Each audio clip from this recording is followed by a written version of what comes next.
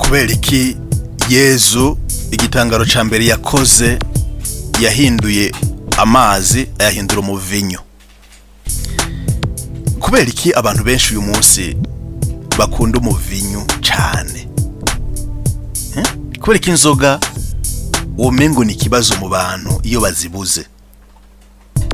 Kubera iki abantu benshi batavyumva kumwe kubijanye no kunwa inzoga haba mu mashengero canke mu mico y'abantu?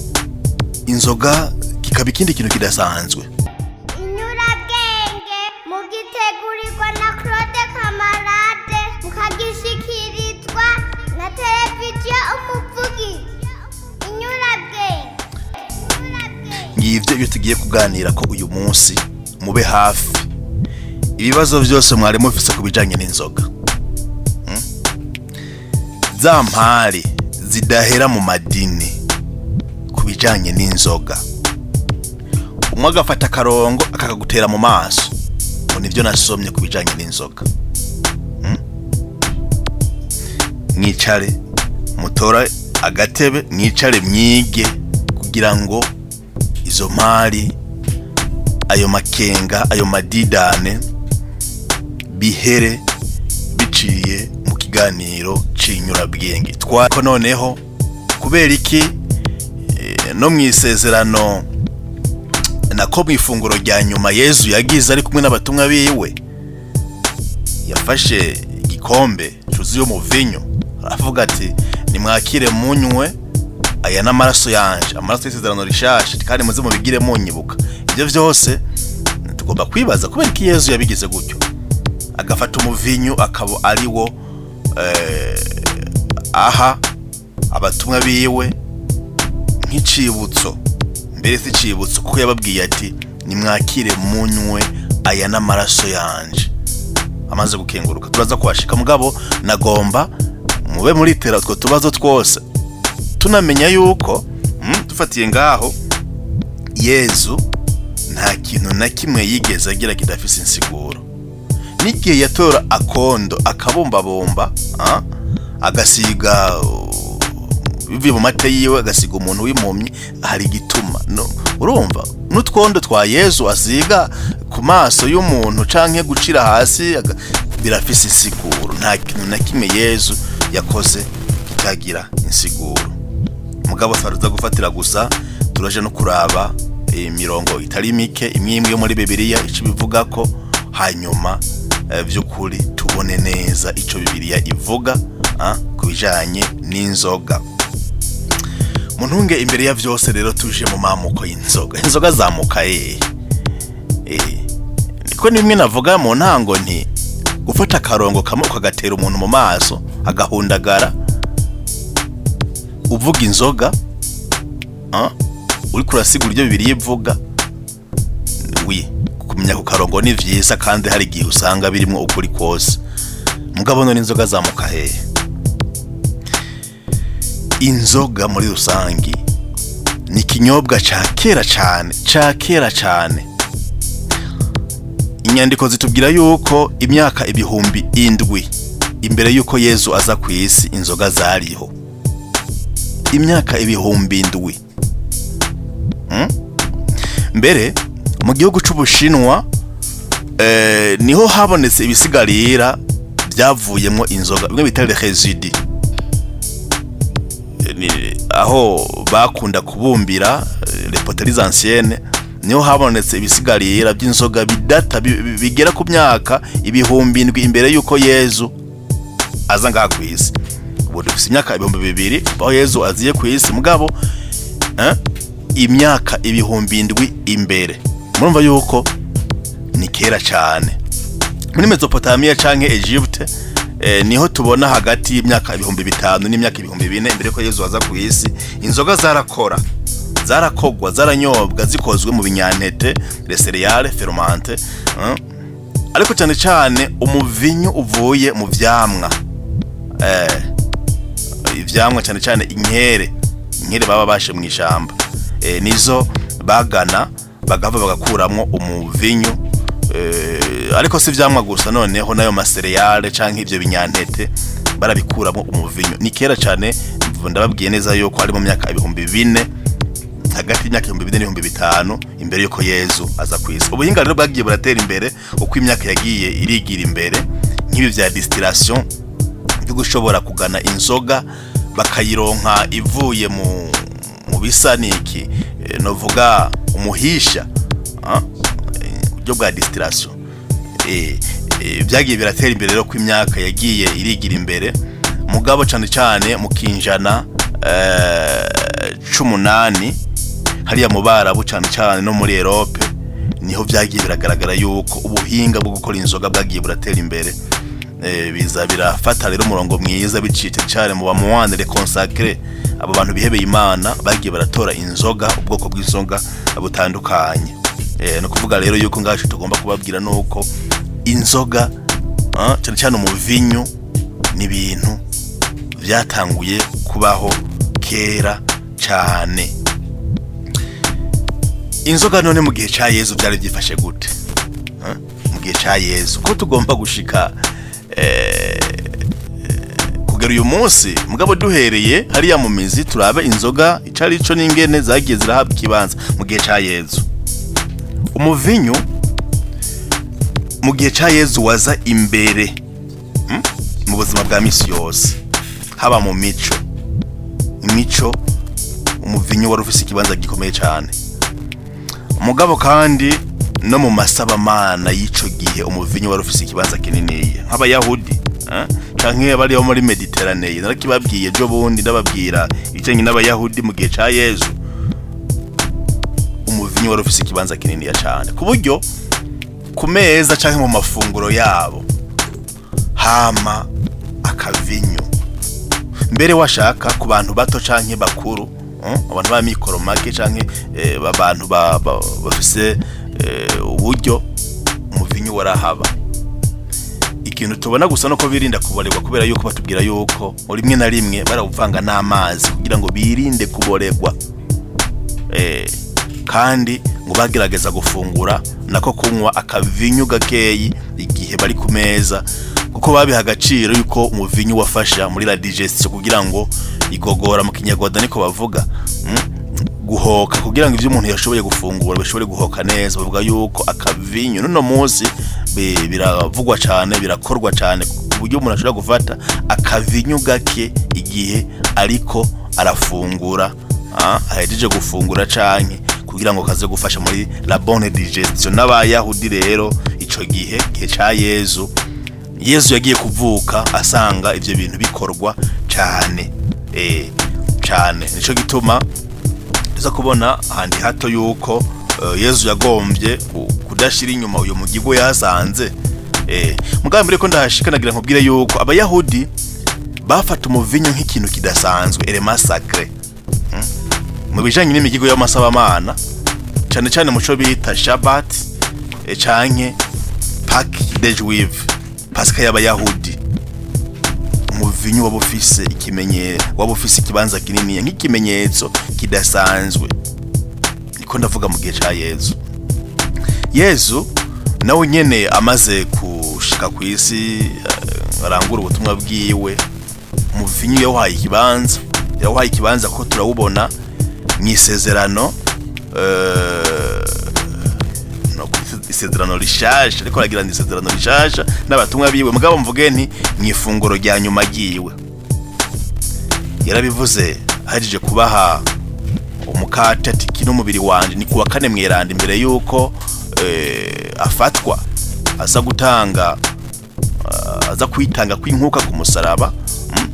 Yakiriye umukate arawuhezagira, arakengurukira Imana, nimwakire murye mwese. Aha abatumwa biwe, nimwakire murye mwese, kino mubiri wanje uza gutangwa ku bwanyu no ku bwa benshi. Mugabo bahereje gufungura, arahava afata igikombe cyuzuye umuvinyu, arakengurukira Imana, arahava arahereza abatumwa biwe ati nimwakire munywe mwese, iki no mubiri wanje, nako iki n'amaraso yanje, nimwakire munywe mwese, iki n'amaraso yanje. Ceci est mon sang, le sang de l'alliance.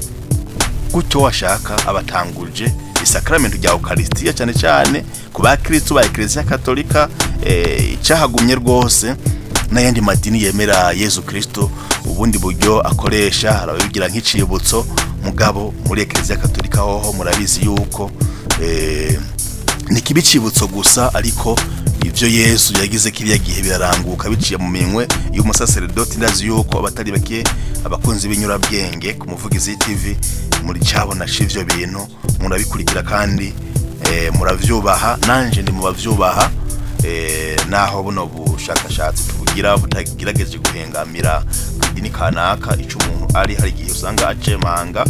Nanje ndubaha cyane ndasonera cyane ico Yesu yagize kuwa kane mweranda twibuka urupfu n'izuka ryiwe, ariko kandi akatwihereza wese mu mukate no mu vinyu bihinduka umubiri n'amaraso bya Yesu Kristo. Niko ndavuga rero ico Yesu yagize kuwa kane mweranda akoresheje umuvinyu ngo kitubere icibutso ciyo nkuka yiwe ku musaraba, inkuka yatanze yitangira amahanga yose atwitangira agira ati nimwakire munywe aya n'amaraso yanje, amaraso y'isezerano rishasha aza guseswa ku bwanyu no ku bwa benshi abakiza ibicumuro.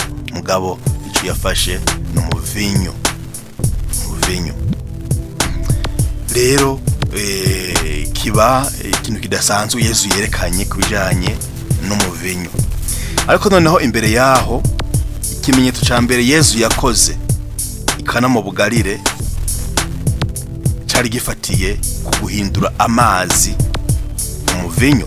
Murabizi muze gusoma ijambo ry'Imana mu nkuru nziza ya Yohani ikigabane ca 2 uhereye ku murongo wa mbere gushika ku 11 aho batubwira ko igitangaro ca mbere Yesu yakoze ikana mu bugarire bavuga ko yari yatumiwe mbere yari kumwe na nyina wiwe Bikira Mariya. Hanyuma sinzi ngene Bikira Mariya aravye neza asanga umuvinyu wabaheranye nk'ubwo bugeni nta muvinyu uhari, yari kumwe n'abigishwa biwe. Hanyuma Mariya arabwira umuhungu wiwe Yesu Kristo atirega nta muvinyu bagifise.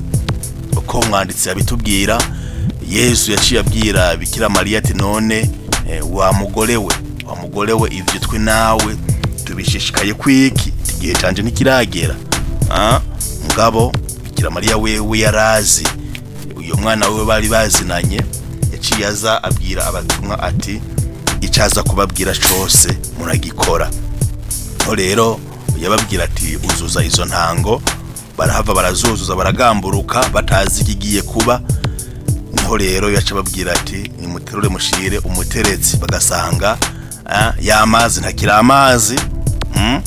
Noneho wabaye umuvinyu kandi uryoshe, bakanatangara bati abandi bahora bazana umuvinyu uryoshe utaryoshe ukaza kuza ubwanyuma. Ni mwayo majambo ati none weho twahereye ku muvinyu utaryoshe mugabo tugiye gusozera ku muvinyu uryoshe cyane.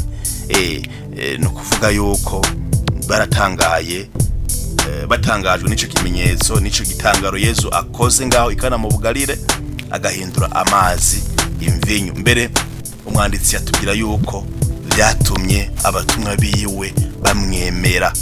Kumbure kiri mu byo Yesu yagomba gutanga nk'inyigisho nka leçon kugira ngo abereke yuko Imana ifise ububasha. Kimwe muri byo turaza kuhashika, mugabo Yesu yahinduye amazi umuvinyu. Kugira ngaha rero naho tubona yuko uyo muvinyu utari wa muvinyu tumenyereye wari uri muvinyu, ariko no muvinyu mbere ugiye no mu nyandiko z'Abayahudi umuvinyu warakoreshwa cyane. Ko nabivuze hejuru d'ailleurs bavuze hejuru yuko umuvinyu cyari ikintu gikoreshwa cyane mbere, bafata nk'ikintu kidasanzwe, ikintu kiri sacre. Aho naho tutagiye mu komadireje mu nsiguro y'umuvinyu muri Bibiliya. Umuvinyu ikimenyetso c'akanyamuneza, ikimenyetso c'umuhezagiro, ikimenyetso c'isezerano. Hari insiguro ariko twogumya ikimenyetso c'akanyamuneza muri Bibiliya. Noneho kugira ngaha Yesu vy'ukuri yarahaye umuvinyu wenyene ahinduye mu mazi abari baburaniwe ngaha mu bugeni bw'ikana mu Bugarere. Ntibatubwiye ko yabahaye ibindi bintu, ariko batubwiye yuko wari umuvinyu mbere uryoshe gusumba uwo bari ko barakoresha ngaho hantu. Ariko rero naho tuko turabona aya majambo adasanzwe ujanye n'umuvinyu ari muri Bibiliya, hariho ico no kwita mise en garde contre l'abus y'umuvinyu, kugabisha abantu ingene bashobora gukoresha umuvinyu.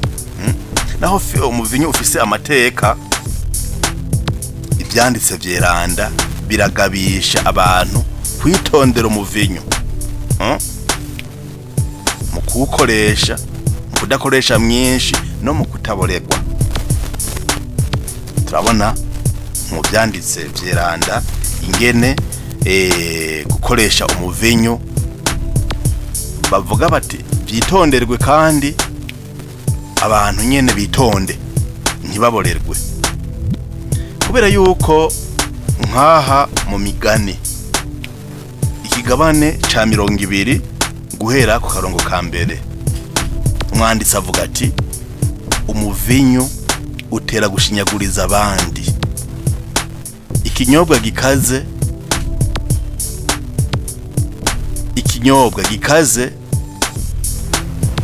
nico kuyogora,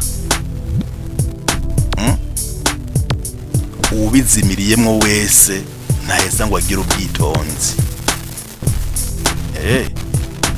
Urumvira ijambo yuko umuvinyu utera gushinyaguriza abandi, ariko ikinyobwa gikaze gitera ukuyogora wamo, ariko kandi ngo umuntu azimiriye mu muvinyu ntashobora kugira ubwitonzi. Iri ni jambo nirigufiya ariko rishobora kutugabisha noneho ngo dushobore kwitondera umuvinyu. Twama twabujya abantu benshi banywa umuvinyu. Iyo twe turavuga umuvinyu rero muze kumva ziriya zindi nzoga zose ziza muri alcool, amahane, abantu bagasharikana, abantu bakagwana kubera umuvinyu. Iri jambo rero kubera ko baborewe, kubera yuko baborewe. Urabona rero yuko uyu murongo dukura muri Bibiliya mu Migani Proverbe ikigabane ca 20 akarongo ka mbere batubwira yuko umuvinyu, umuntu anywa umuvinyu ashobora kuba umuntu adafise ubwitonzi. Quiconque en fait excès n'est pas sage. Yesu rero kumwe n'abakristu ba mbere bigisha kunwa mugabo abantu bigerera. Mbere ngaho umuntu yovuga yuko ku gihe ca Yesu mu majambo make ikintu twogumya nuko umuvinyu wari kimenyetso cy'akanyamuneza n'umuhezagiro, ariko kandi ikoreshwa ryawo ryagomba kuba rikontroye canke yitondewe. Umuvinyu wari ikintu kiri hejuru kubijanye n'imico n'akaranga, ibintu sociale ku Bayahudi, mbere no mu bijanye n'amasabamana, cyane cyane Abayahudi n'abakristo, kuko urumva Yesu ingene yawukoresheje warakoreshwa mu masabamana y'abakristo inyuma ya Yesu gato, si gato gusa mugabo kandi no gushika uyu munsi na tukiri mu gihe ca Yesu no twashimikiye cyane. None nk'abayisilamu bavuga iki ku muvinyu? Mu idini rya Isilamu inzoga irabujijwe, nico bita haram. Mbere ifatwa nk'ikintu gishira hasi iteka ry'umuntu. Abayisilamu ikorowani canke inyigisho za Prophet Muhammad ibyo bita hadith ziravyanka cyane, ziranka yuko zo nyigisho za Korowani n'icyo za Prophet Muhammad ntivyemewe kunywa inzoga.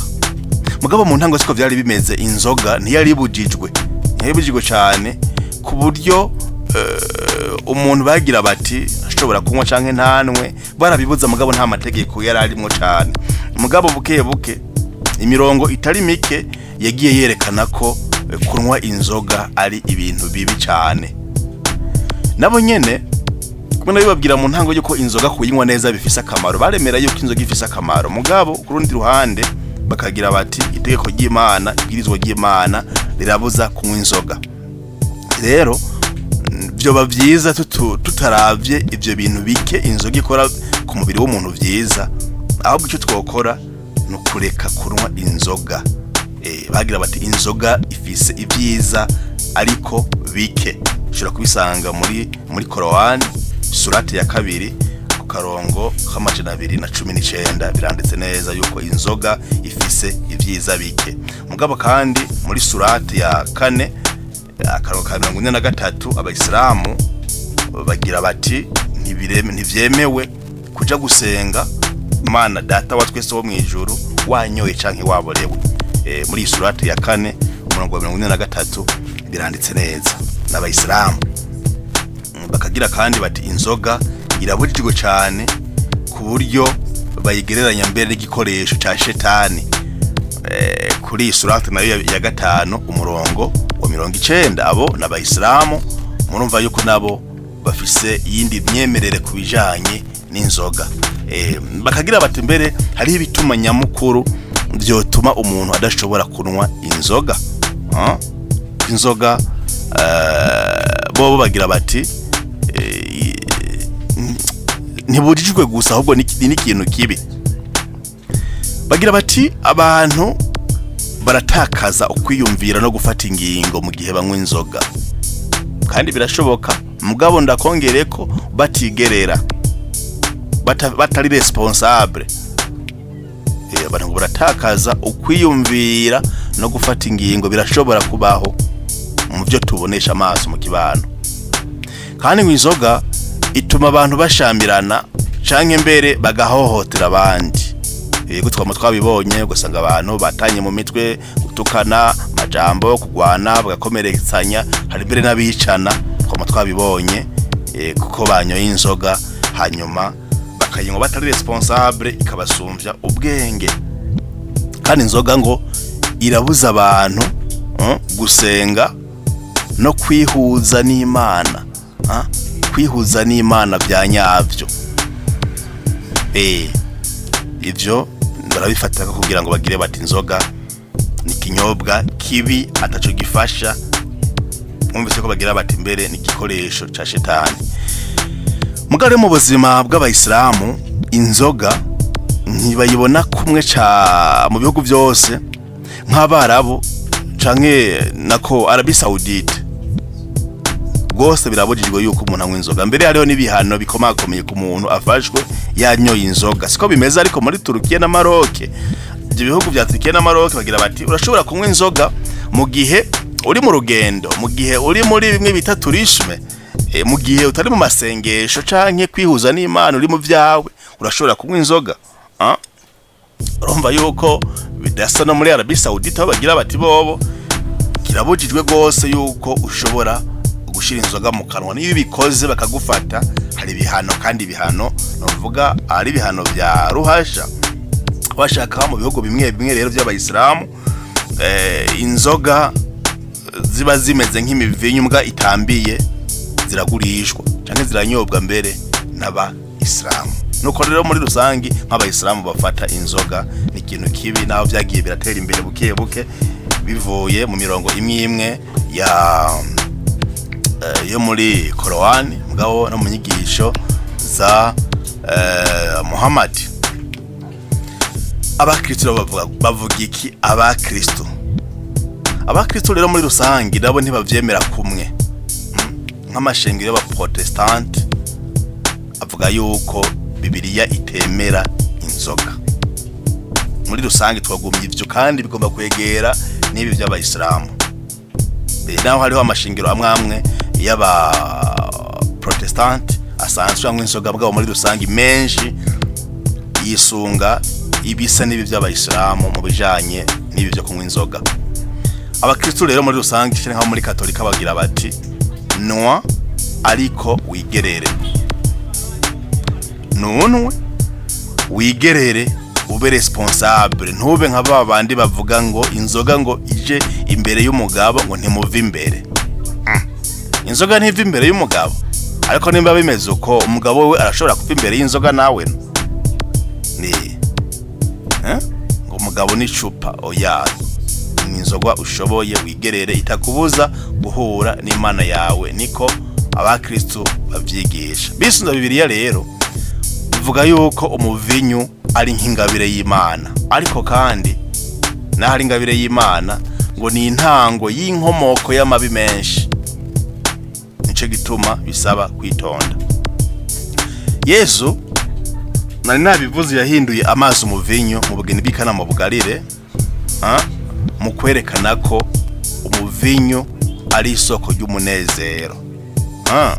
Niko abakristo babivuga, ariko hari izindi ntumbero Yesu yari afise, kumbure turaza kuzigaruka ko cyane tuzozigaruka ko hanyuma, ariko intumbero ya mbere Yesu yari afise yagombye kwereka abantu yuko umuvinyu ari isoko ry'umunezero.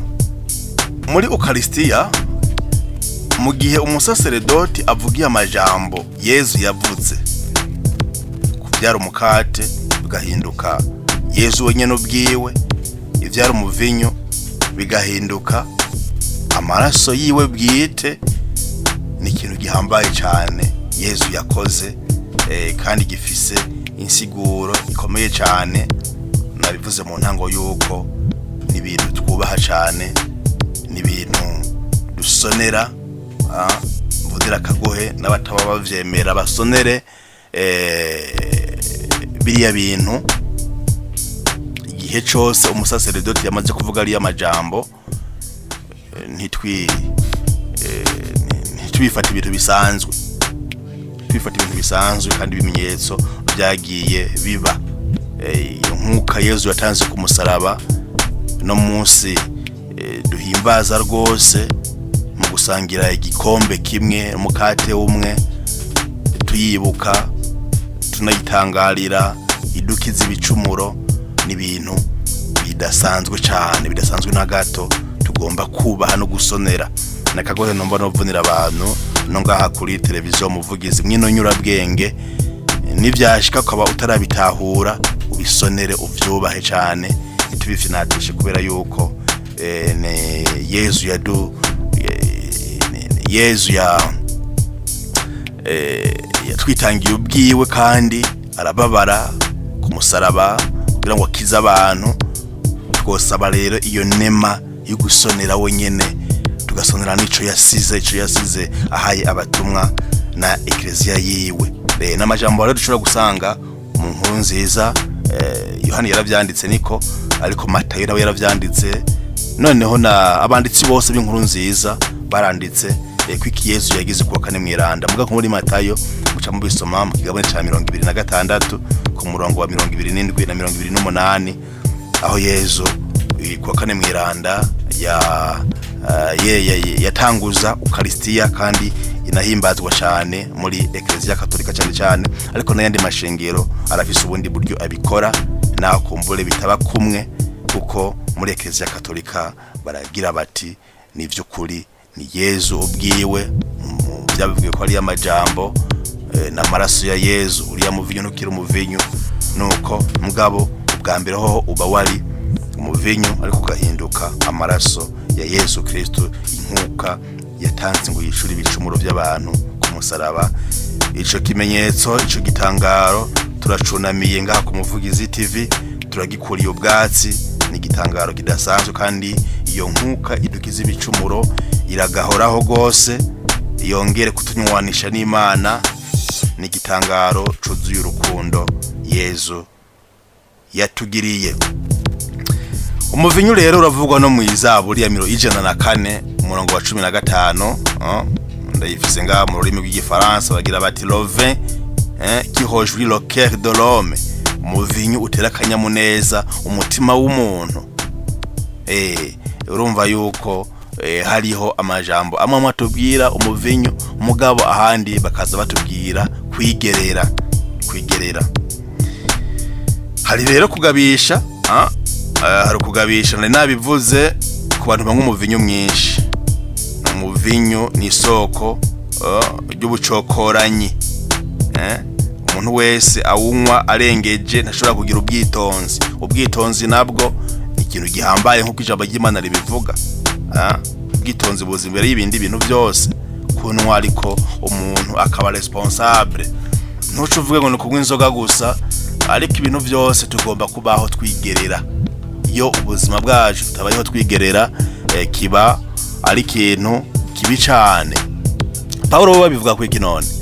Paulo mu kigabane ca 5 umurongo wa 18 mu gifaransa agira ati ne vous enivrez pas de vin, c'est la débauche, soyez au contraire remplis de l'esprit. Ati nimube abantu bimborerwa, kuko imborerwa zishobora kujana mu buhumbu, umuvinyu ushobora kujana mu buhumbu. Ahubwo nimube abantu buzujwe mutima mweranda. Sivyo ni ikintu ciza. Abagomba kuvuga yuko umuvinyu utama ari mwiza, ntawe ubujije mugabo ati nimwuzuzwe mutima mweranda, ntimwuzuzwe umuvinyu ngo muvuge ayaranzindwe kubera umuvinyu. Oya, nitwuzure mutima mweranda, kubera ko umuvinyu ushobora kuba isoko y'amabi harimwo n'ubuhumbu nabwo bujana mu rupfu. Avuga ati abakora ubuhumbu ntibazora bwo ubwami bw'Imana. Ni hahandi mbere mu Banyekorinti ba mbere ikigabane ca 6 umurongo w'10 abo bavuga ati adondagura batazora bwo ubwami bw'Imana, arashiramo ati nire zivronye n'abandi n'hiteront du royaume de Dieu. Nire zivronye imborerwa ntizizoshobora gutorana ubwami bw'Imana, ntibizokunda. Niko ijambo ry'Imana ribivuga. Nuko rero amashengero amwe ntabuza inzoga, ariko abuza kurenza, kuborerwa no kutigerera. Bagira bati nimwe umuvinyu ariko mwigerere, ariko washaka mu bihebe mu gihe uyo muvinyu ubajana kudahura n'Imana, kuko abantu ntibanganya capacity zo gutwara iyo mivinyu, izo nzoga. Mu gihe wumva yuko naho unywa dukeyi bikubuza guhura n'Imana yawe, bikubuza gusenga, bikubuza kubaha Imana, bikubuza kugumana iteka, bihebe. Naho umuvinyu bufise akamaro ku mubiri wawe, bihebe, kuko icyo turondera mu buzima bwacu ni iki? Ni ininazwa ry'Imana. Kuba Kristo rero nk'abakatolika bagira bati umuvinyu nukoreshwe, ariko ukoreshwe neza. Barawukoresha rero mu migirwa myeranda, mu gukora ico Yesu yakoze ku kane mweranda mu isakaramentu ry'Ukaristiya. Rero Bibiliya ntibuza burundu inzoga mu majambo make. Bibiliya ntibuza burundu inzoga ubiravye neza, naho ba iyindi mirongo ivuga ibindi. Iyo twasomye Bibiliya ntibuza inzoga, ariko bitandukanye ni Korowani y'Abayisilamu, yoyo irabibuza. Korowani y'Abayisilamu ni igico za Muhammad, muri make irabuza inzoga. Mbere bagira bati igikoresho ca shetani. Niko Korowani n'igico za Muhammad zibivuga. Ariko abakatolika, abakristo, umuvinyu nukoreshwe mugabo abantu bigerere. Mbere uyu muvinyu tukanawubona ukoreshwa mu bijanye n'imico, kandi si muri Afrika gusa, si muri mu Burundi gusa. Ngaho iwacu nivyo inzoga, umuvinyu ufise ikibanza gihambaye mu vy'imico. Habaye urubanza ntibazana indya, ntibashira indya imbere naho zoba zitahari, mugabo inzoga nizo zivugwa ku ijambo. Ubugigire buyagira kwigufa. Inzoga cyari ikintu gikomeza imico n'akaranga. Abantu bahana abageni, imanza zo kuganduka no guca ku mazi, zo gusaba umugeni, akayoga. Naho twabona ko rimwe abantu bashobora kukanywa batigerera, mugabo ku bantu bigereye inzoga ni ikintu ciza cyahuza abantu, gatuma abantu bahura. Uwo cavuga rero ati ca kindi ijambo ry'Imana rivuga ati aho babiri canke batatu bakoraniye ku izina ryanje mba ndi hagati yabo. Imana iraba ahantu abantu bariko ngo muvinyu bigerera bakoraniye cyane iyo bariko bahuzwa nico ciza nuko kubaha Imana nuko kunwa bumva yuko bariko banyinahaje Imana. Ni bimwe Paulo avuga ati iyo turiko turanywa iyo turiko turarya byose tubigire ku izina ry'Umukama, byose tubigire tuninahaza Imana. Mu majambo make rero abakristo nibigisha kunwa inzoga ariko bigisha kwigerera no kuba responsable kurenza birankwa na Bibiliya. Amashengero yigisha kwiyubara mu gihe banwa inzoga mbere bakayirinda mu gihe igomba kubarusha imbaraga, mu gihe igomba kutuma baba gushika ku cyo kwita la dependance. Inzoga barashobora kuyiheba. None inzoga irashobora kugira ingaruka mbi ku buzima bwo kwemera k'umuntu. Nagira mvuge nti ego canke oya. Ego mu gihe umuntu ayinyoye atigerera iragira ingaruka mbi. Oya mu gihe umuntu ayinyoye nk'ikintu mu birushobora gukenera kandi akakinwa yigerera yumva yuko ariko aninahaza Imana, ico gihe nta ngaruka mbi ku buzima bwo kwemera kuyo muntu. Gihushane mwacumvise. Ariko icyo twogumya kandi nuko inzoga ku muntu atigereye irashobora kugabanya ukwihuza kwiwe n'Imana bikagabanuka. Kubera yuko umuntu ntashobora kwihuza n'Imana mu buryo bwa meditation mu gihe mu mutwe wiwe yahungabanye kubera inzoga. Biragoye ntibinashoboka kugira ngo wihuze n'Imana mu gihe wahungabanye kubera inzoga. L'alcool peut affaiblir la connexion avec Dieu. Ariko kandi pas de concentration dans la prière et la réflexion spirituelle. Ku muntu atigereye ntashobora kugira iyi concentration mu gusenga no mu kwihuza n'Imana mu vy'umutima ntibikunda, biragoye. Abanyefezi ikigabane ca 5 umurongo wa 18 bagira bati ne vous enivrez pas de vin, c'est la débauche, soyez au contraire remplis de l'esprit. Cela montre que l'alcool peut éloigner une personne de l'inspiration divine. Umuntu arashobora kugira gute kuba umuntu atanywanye n'Imana kubera inzoga. Nimwuzure mutima mweranda, nimuba abantu buzura inzoga, buzura imivinyo, mwuzure mutima mweranda. Uwo muvinyo muwishinze ubajana mu buhumbu, ubuhumbu nabwo ukazotuma tutaragwa iki ubwami bw'Imana. Twitondere cyane inzoga naho tutabujijwe, kubera yuko kandi inzoga irashobora kutujana mu gicumuro canke mu bikorwa bibi. Akaboregwe karashobora gutuma umuntu atiyumvira neza, bikamworohera gucumura. Murabe ububeshi bwinshi abantu babesha kubera inzoga, agatangura kubesha hajya ahantu ayisaba amadeni, nzoguhiba mfise ibi, mpamadeni kubera umwerera. Ububesha ukaba butanguye, bakanahunga abantu, imiryango igapfuvana kubera abana ntibaje kwishura, ntibashobore kwivuza, abana ntibashobore kwambara kubera yuko abantu bihebeye icupa, bihebeye inzoga. Ibintu by'amashavu, amashavu abajana mu kurwana no mu gusharikana, ibi byo guhohotera abandi, ugasanga umuntu yama ariko aragwanira nyo y'inzoga, nta mutekano nta mahoro asubira kuboneka ahantu kubera inzoga.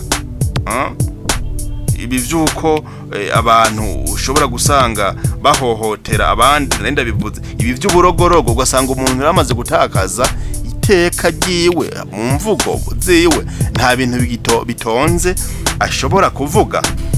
Ibintu byose avuga ni ibintu wumva yuko bidatonze, bitari bibereye umuntu w'umugabo.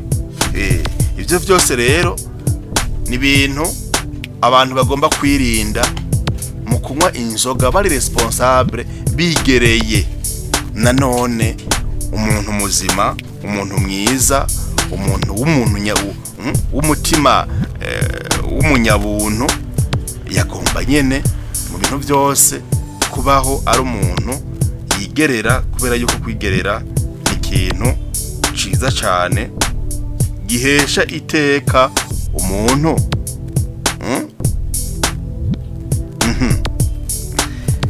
Mu migani ikigabane ca 23 akarongo ka 29 kugera ka 35 nako bagira bati ninde babwira bati yo, ninde babwira bati oho, imitongano ni yande, umuniho nuwande, inguma zitagira imvo ni zande, ugutukura kw'amaso no kwande, ni ivy'abatavirira umuvinyu, ni ivy'abahurumbira inzoga zikaze. Ntukarabe umuvinyu kuko watukuriye, kuko uca ibibatsi mu gikombe ukamanuka atankomanzi, amaherezo yawo ni nk'inzoka ijyana, ni nk'imamba ikomorana. Amaso yawe azobona abagore b'ivyaduka, umutima wawe nawo ukoshe kuvuga ibitera soni. Uzomera nk'uryamye hagati mu kiyaga, canke nk'uryamye ku mutwe w'ubwato. Barankubise sinababara, barankubise sinabimenya, mbega nzokwikangura ryari ngo nsubire gusaba uwundi? Mwavyumvise ingene umuvinyu tujana habi mu gihe tuwifashemo nabi. Twitondere umuvinyu, nubwo twabonye yuko hariho ibimenyetso byinshi bitwereka yuko umuvinyu utari mubi, mugabo ni mubi ku muntu abyifashemo nabi. Donc uyu murongo duhejeje gusoma uratwereka yuko umuvinyu ushobora kuba ikintu kibi cyane. Rero muri Islamu inzoga ifatwa nk'igikoresho cya shetani, kubera ko ituma abantu bibagira Imana, bakaboregwa, bakagwa mbere no mu bicumuro. Surati ya 90 umurongo wa 91 urabivuga neza. Rero inzoga irashobora kutwigiza kure y'ubunywanyi bwatwe n'Imana, mbere no mu muryango. Inzoga irashobora gutuma dufata minenegwe ibyo twabwirizwa, gusenga, kwisonzesha, gufasha abandi, ibyo tubwirizwa. Ugasanga umuntu yihaye Imana,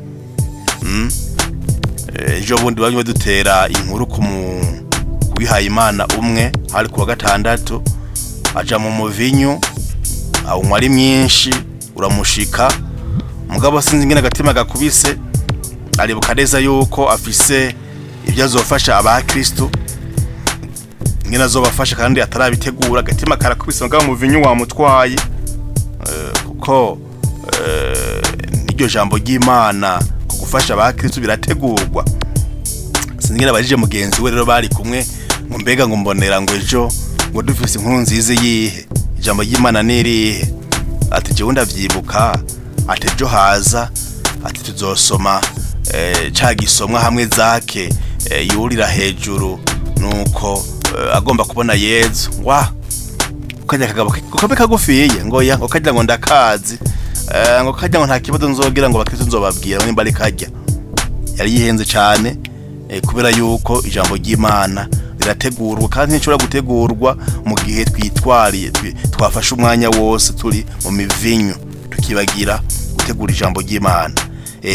Rero turabe tugabe mbere, tugabe kugira ngo umuvinyu ntutubuze gukora inshingano zacu, gusenga no gusengesha abandi, ibijanye no kurondera Imana, kumurikirwa no kwisonzesha, ibyo gufasha abandi. Turabe neza umuvinyu ntutubuze ibyo vyiza duhuriramwo n'Imana. Umuvinyu kandi urashobora gutuma imigenderanire y'imiryango n'imibano kanaka iba mibi cyane, ugasanga hari uko amabashamiranye mbere bikazana ububabare bwinshi mu miryango bitewe n'inzoga.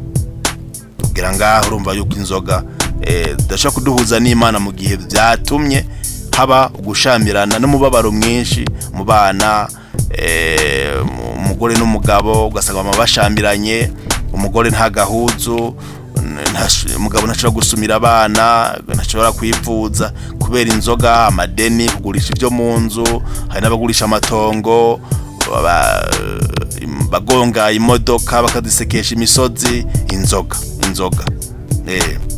Inzoga rero ishobora kuba ikigirwamana, kandi ikigirwamana umuntu yama misi yose ibintu byose avyibariwa mu icupa, nta kanusu, nta gakombe ngaho, misi yose nta mwanya atabonye inzoga.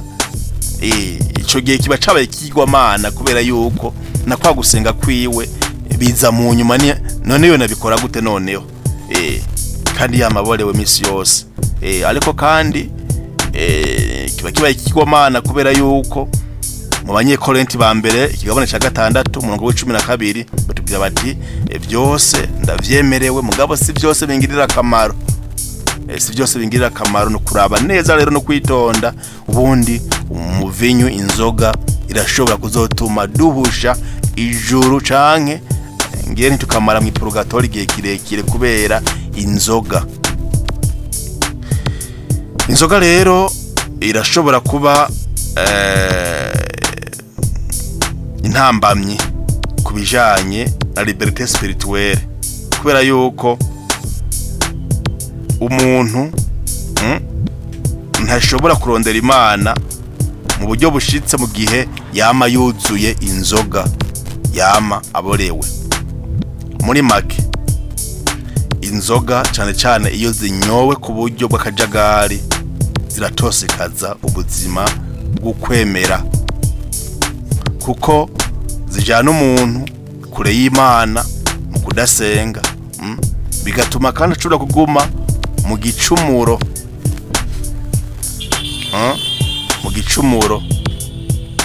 mbere ibicumuro byinshi. Bisabwa rero ko umuntu yigerera canke agaheba rwose, akabiheba mu gihe zimujana kure y'Imana, canke zishobora kumutuma atihuza n'Imana bibereye. Zihebe, nta gicumuro kizoba kirimo mu kuziheba, ahubwo uzoba ugize neza. Kubera iki none Yezu yahisemwo gukoresha umuvinyu mu gihe c'ifunguro rya nyuma? Bagenzi, imvoni nyinshi kumbure co bikiri ikiganiro, mugabo ivyo yakoze vyose bigomba guhushana n'ivyo abantu twebwe twiyumvira. Biragomba guhushana gatoyi ndibona twiyumvira ko vyose Yezu yabihaye indi nsiguro, ariko insiguro yihasanzwe muri Bibiliya ni ikimenyetso c'umunezero, la joie, ni ikimenyetso c'umuhezagiro, la benediction, ni ikimenyetso c'isezerano, alliance, isezerano Abayahudi bagiranira n'Imana, cyane cyane bariko baribuka iyo baje bava bagasura kwemerera Imana ibintu biriya, baba bariko barakoresha umuvinyu. Ariko mu gihe ca Yezu wewe, umuvinyu ni symbole de son sang versé, ni utwibutsa ayo maraso yiwe Yezu yasheshe ku musaraba. Ni ikimenyetso, umuvinyu niwo ukoreshwa. Umuvinyu wabaye ikimenyetso c'amaraso Yezu yasheshe ku musaraba kubw'urukiza rw'abantu,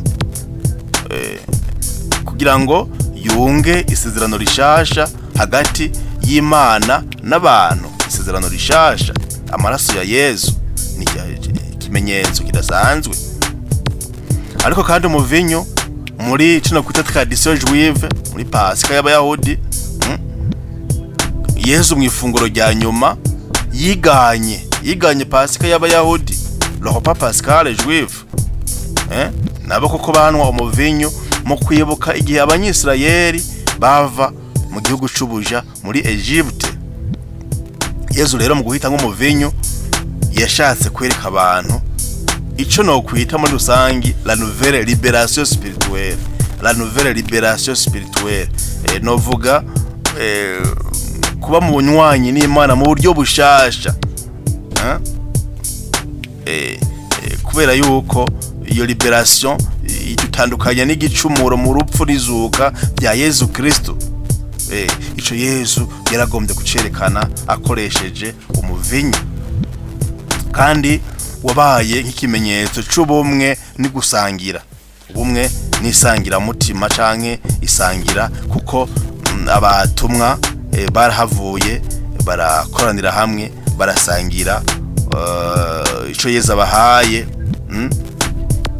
Baye mu muvinyu ariko utakira umuvinyu, yagize ati nimwakire munywe mwese, aya n'amaraso yanje.